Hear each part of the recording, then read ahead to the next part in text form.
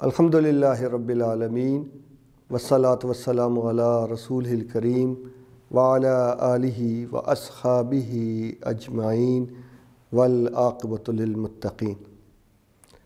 سامعین کرام، اللہ سبحانہ و تعالی نے ہمیں دین اسلام کی جو نعمت عطا کی ہے اس پر جتنا بھی شکر ادا کیا جائے کم ہے۔ اس اسلام کو سمجھنے کے لیے اس کے مصادر اور ماخذ جاننے ضروری ہیں۔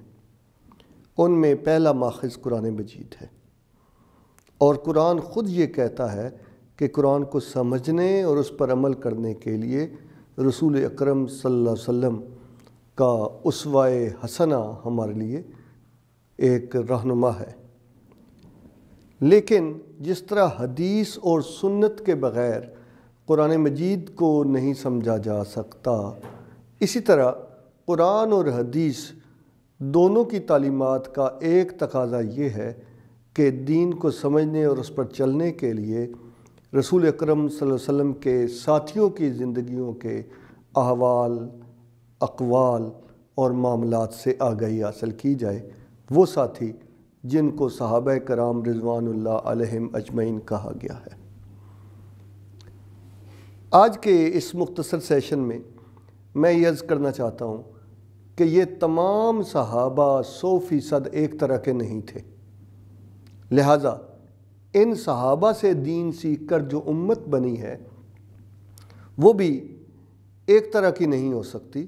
بیشتر معاملات میں، عقائد میں اس امت کے درمیان چیزیں مشترک ہیں، لیکن تھوڑے تھوڑے اختلافات سے گھبرانا نہیں چاہیے۔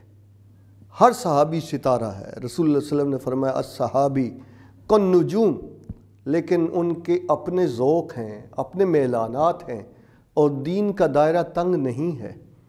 وہ بنیادی باتیں جن کی پابندی قرآن اور سنت نے ہمارے اوپر نافذ کی ہے، ان میں تو کوئی گنجائش نہیں ہے۔ البتہ صحابہ کے اتباع میں کسی صحابی کا میلان حدیث لکھنے کی طرف اور اس کی تدریس کی طرف ہے، کسی کا علم قرآن کی طرف ہے، کسی کا جہاد کی طرف ہے، کسی کا تبلیغ کی طرف ہے، کسی کا تجارت کی طرف ہے۔ لہٰذا صحابہ کرام دین کو سمجھنے اور اس پر عمل کرنے کے لیے وہ رہنما ہستیاں ہیں جو ایک خوبصورت گلدستے کی مانند ہیں۔ لہٰذا آج بسا اوقات ہم پریشان ہوتے ہیں کہ سمجھ نہیں آتی کہ کوئی کہتا ہے کہ مدرسے کا کام ٹھیک ہے، کوئی کہتا ہے جہاد ہونا چاہیے، کوئی کہتا ہے بیٹھ کے ذکر ہونا چاہیے، کوئی کہتا ہے رسول اللہ صلی اللہ علیہ وسلم کی نعتیں پڑھنی چاہیے، کوئی یہ کہتا ہے خدمت خلق کا کام بڑا وقی ہے۔ کسی کی رائے یہ ہو سکتی ہے کہ مسلمانوں کو معاشی قوت ہونا چاہیے، تجارت کرنی چاہیے۔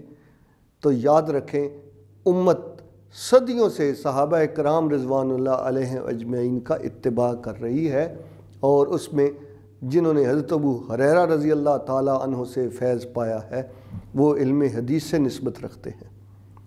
حضرت خالد بن ولید رضی اللہ تعالیٰ عنہ نے کوئی حدیث روایت نہیں کی، لیکن ایک ہی غزوے میں بتایا گیا ہے کہ 9 تلواریں توڑ ڈالیں، اتنی بے باکی کے ساتھ لڑے۔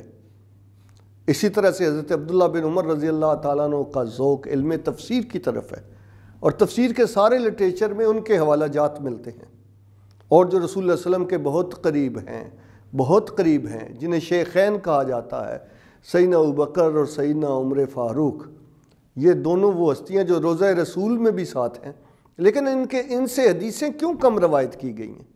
وجہ یہ ہے کہ ان دونوں نے دنیا داری کا بہترین ماڈل سیٹ کیا ہے۔ ایک کھیتی باڑی کرتے تھے مگر حدود اللہ کے اندر، دوسرے تجارت کرتے تھے حدود اللہ کے اندر رہ کر۔ یہی وجہ ہے کہ رسول اللہ صلی اللہ علیہ وسلم کے چاروں نائب جو پہلے خلفاء ہیں ان کو صرف خلفاء نہیں کہا جاتا، خلفائے راشدین کہا جاتا ہے، اور راشدین کا لفظ نکلا ہے رشد سے۔ قرآن میں آتا ہے اولئک هم الراشدون، یہی ہدایت والے ہیں، اسی سے لفظ بولا جاتا ہے مرشد۔ تو یہ 4 خلفاء وہ ہیں جو دین میں مرشد بھی ہیں، ہدایت یافتہ بھی ہیں، ہدایت کا منبع بھی ہیں، لیکن ایک طرح کے 100% نہیں ہیں۔ لہذا ہو سکتا ہے کہ ایک مسلمان سینے کے اوپر والے حصے پر ہاتھ باندھے، دوسرا ناف پہ باندھے۔ یہ ہو سکتا ہے کہ ایک مجلس ذکر کرنے والوں کی ہو، دوسرا تلاوت کرنے والے کی، اور تیسرا جہاد کے لیے چندہ جمع کرنے والے، چوتھے خدمت خلق کرنے والے۔ رسول اکرم صلی اللہ علیہ وسلم کی ذات گرامی سے یہ امت جڑی ہوئی ہے۔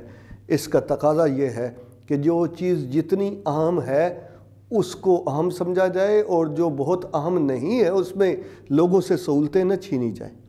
اس امت میں نہ تو ایک طرح کی پگڑی چل سکتی ہے، نہ ایک طرح کی وضاقتہ چل سکتی ہے، نہ ایک طرح کی سرگرمی چل سکتی ہے۔ کئی رجحانات ہوں گے اور امت سارے انسانوں کی رہنما ہوگی۔ اللہ تعالی ہمیں تمام امت سے پیار کرنے کی، خیر خواہی رکھنے کی توفیق عطا فرمائے۔ وما علینا الا البلاغ المبین۔ اللہم صلی علی سیدنا محمد وعلی آلہ وصحبہ وسلم۔ اللہم صلی علی سیدنا محمد